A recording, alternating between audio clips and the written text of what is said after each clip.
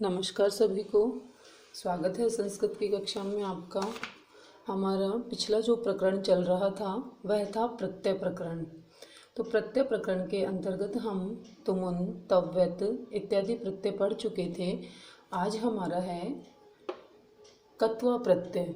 देखिए, जैसे कि मैंने आपको पूर्व में बताया था कि प्रत्यय हमेशा कहाँ लगता है? शब्द के पीछे। पीछे लग करके वह शब्द के क्या कर देता है? अर्थ को परिवर्तित कर देता है। वह शब्द के अर्थ को परिवर्तित कर देता है। तो अब आप देखिएगा, हमारे पास है कत्वा प्रत्यय। कौन सा प्रत्यय है? कत्वा प्रत्यय। अब कत्वा प्रत्यय में दो शब्द ऐसे हैं जो कि छोटे हैं।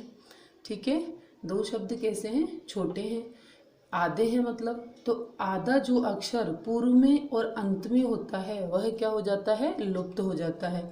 तो मान लीजिए अपने पास में कत्वा लिखा हुआ है, तो कत्वा में से क्या लुप्त हो गया? आधा क।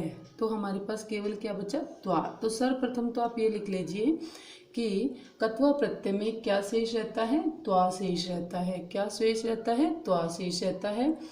और क का क्या हो जाता है? लोप हो जाता है। ठीक है, अब देखिएगा, यह प्रत्यय पूर्वकालिक क्रिया पर आधारित होता है।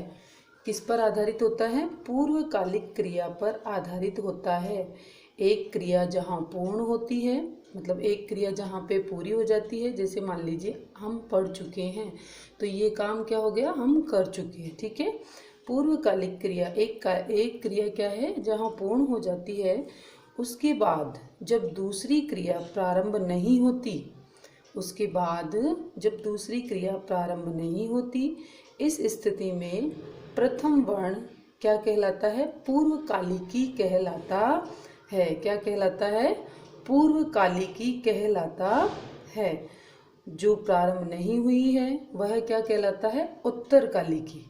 जो क्रिया अभी तक प्रारंभ नहीं हुई है वह क्या कहलाता है? उत्तरकालिकी। अर्थात दोनों क्रियाओं का कर्ता कौन है? एक ही है। ठीक है, जैसे मान लीजिए हम आज पढ़ चुके हैं लेकिन हमारा होमवर्क अभी बाकी है, तो ये दोनों क्रियाएं क्या हो गई? उत्तरकालिक और पूर्वकालिक हो गई। यहाँ तक आपको सबको समझ में आ गया होगा। देख लीजिए, इसकी मोटी मोटी बात अपन याद कर लेते हैं, इतना डीपली मत जाइए। ये देखिए, यह प्रत्यय हमेशा कर या कर के अर्थ में होता है। यह प्रत्यय हमेशा किस में होता है? कर या कर के अर्थ में होता है। ठीक है, और त्वा जहाँ शेष रहेगा, देखिए आधा क का लोप हो गया और क्या शेष रहा हमारे पास? त्वा। ठीक है, अब त्वा शेष रहता है तो त्वा से युक्त जो शब्द होते हैं वे हमेशा क्या होते हैं? अव्यय होते हैं। वे शब्द क्या होते हैं? हमेशा अव्यय होते हैं। और अव्ययों की परिभाषा मैंने आपको पूर्व में भी बताई थी कि जो बिना किसी कारण से कहीं पर भी आ जाते हैं वे अव्यय कहलाते हैं। और अव्ययों का कभी भी क्या नहीं किया जाता? कोई परिवर्तन नहीं किया जाता, इसके रूप नहीं चलते हैं। ठीक है, तो ये सबसे सरल प्रत्यय है। अंत में आपको क्या मिलेगा? यहाँ पे त्वा। अंत में क्या मिलेगा आपको?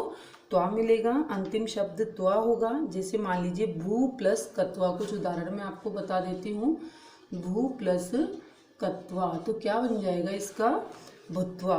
क्या बनेगा? भुत्वा। ये देखिए, भुत्वा। ठीक है, इसी प्रकार से जैसे गम प्लस कत्वा, ऐसे इसको कत्वा नहीं बोलते, इसको केवल त्वा ही बोलते हैं। क्या इसमें साइलेंट होता है? ठीक है, ऐसे ही गम प्लस त्वा, तो क्या बनेगा यहाँ पे? गत्वा। क्या बनेगा? गत्वा बनेगा। ऐसे ही श्रु प्लस त्वा, तो क्या बन जाएगा यहाँ पे? ये देखिए क्या है? श्रु प्लस त्वा। श्रु प्लस त्वा, तो क्या बन जाएगा यहाँ पे? श्रुत्वा। क्या बन जाएगा? श्रुत्वा। अब देखिए, अब इसके रूप क्या बनाएंगे अपन? कोई रूप नहीं है। भुत्वा, गत्वा, श्रुत्वा। ठीक है, इस तरह से इसके रूप चलते हैं। ऐसे ही पठ धातु के साथ यदि हम लगाते हैं तो पठ प्लस कत्वा क्या बन जाएगा? पठित्वा। लिख प्लस कत्वा, लिखित्वा। दृश प्लस कत्वा, दृष्टवा। तो ये एक बहुत ही छोटा सा और अच्छा सा प्रत्यय था, आपको समझ में आ गया होगा।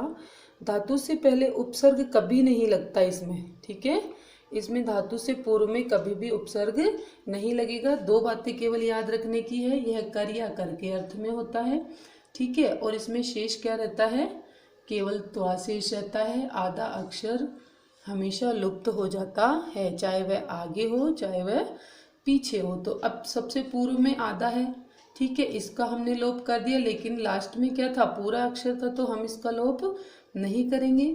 तो इस तरह से आपको यह प्रत्यय समझ में आ गया होगा। इससे रिलेटेड अगर कोई जानकारी आपको लेनी है तो आप में से कमेंट के माध्यम से पूछ सकते हैं। थैंक यू सो मच बच्चों।